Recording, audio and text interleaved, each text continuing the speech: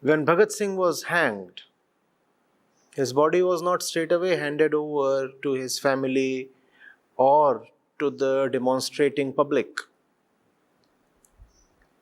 It was chopped into pieces by an employee of the British and put into a cloth bag and carried away to the river bank and hastily cremated there. The man who did the chopping was probably a young man, an employee of the British.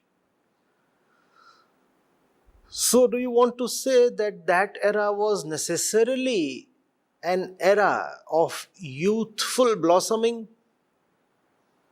Do you really want to insist that in that time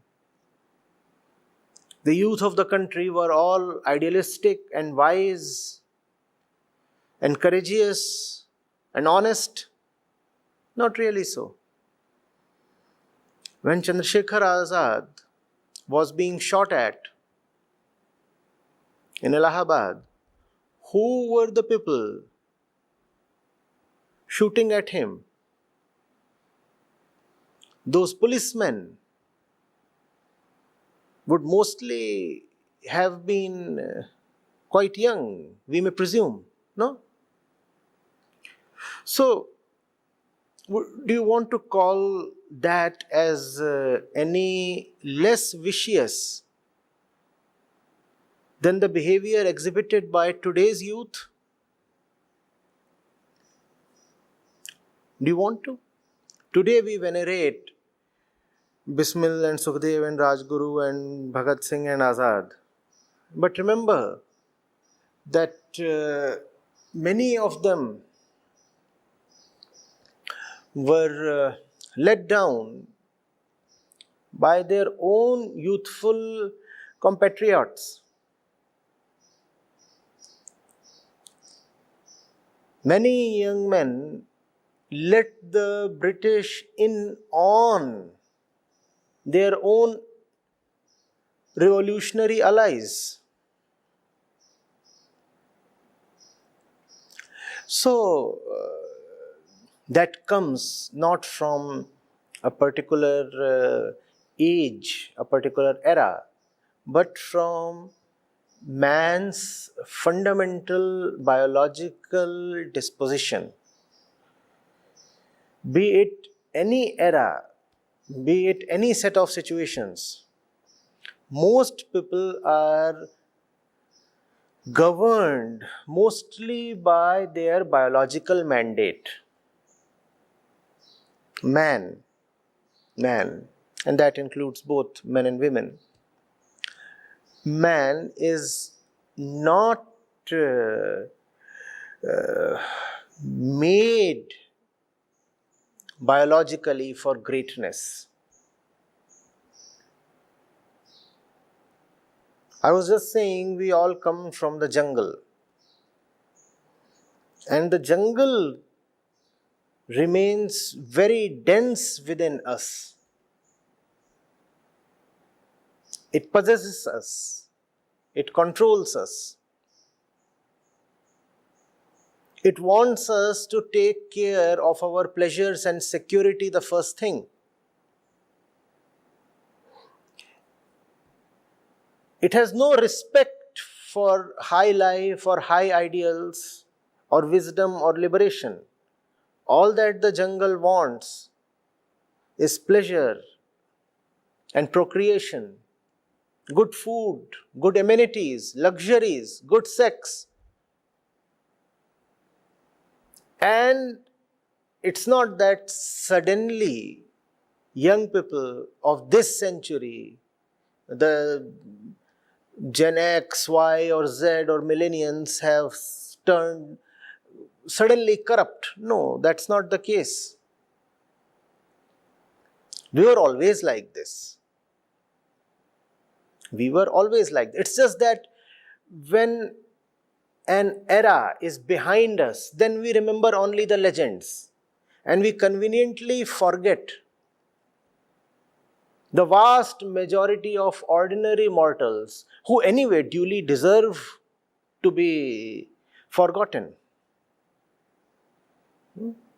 We forget all the commoners and we remember only the legends. But the legends are so few and far between. The legends, as we said, are 1 in a million. The remaining ones yesterday were just the same as they are today. It's not that the 1920s were a golden period of human or Indian consciousness. No, not at all. Not even the 1820s, not even the 1620s. The ordinary man on the street, young or old, rich or poor, was always debauched. It's just that there are certain exceptions in every era. And those exceptions are not a product of that era. Those exceptions are a product of their own conscious choice. So that's what you need today. You cannot say Bhagat Singh was a product of his era. The men who murdered Bhagat Singh were a product of their era, not Bhagat Singh. Exceptions are never factory products. They are not results of an assembly line. They are not outputs of a certain formula. So even today, if you want to have Bhagat Singhs, there can be no formula. There is filth all around. You talked of alcoholism and womanizing and weakness among youth. Now all that prevails all around us. In the middle of this, a miracle has to happen. And as we said, that miracle cannot be formula based. Somebody has to rise on his own with very little support from the environment, with very little around to validate what he is doing. And then, in the next century, people will remember you and say, oh, well, the last century was such a golden one. And somebody like, let's say, you, our friend on the screen, emerged in this century, and why is our particular century so debauched? This is going to continue like this. We always have a choice. The choice is to either follow your biological compulsions, the social norms, or go by the whisperings of your free mind.